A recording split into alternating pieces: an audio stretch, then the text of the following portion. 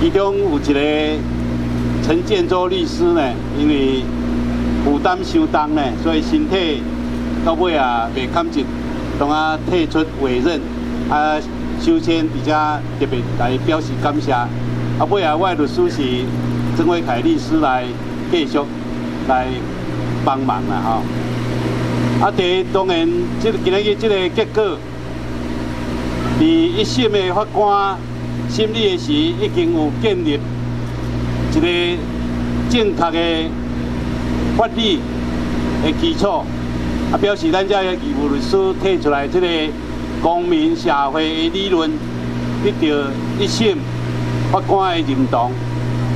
不过，透过二审宣判的时阵，这个法官伊有表示讲，伊毋是完全同意一审判无罪理由，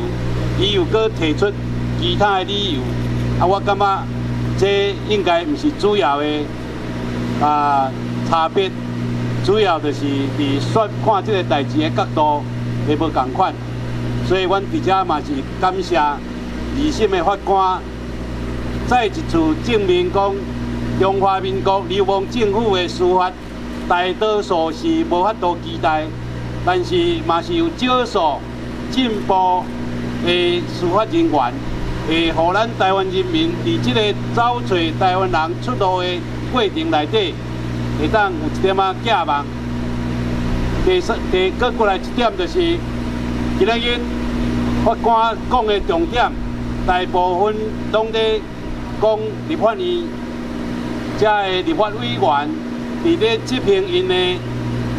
职责的时阵，完全无尽到因的义务，所以我感觉这是一个真好的范例啦哈，一个真好的典范。司法单位本来就是伫这个行政甲国家的主人，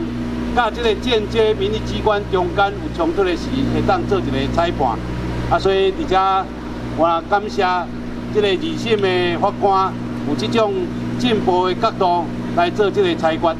感谢大家。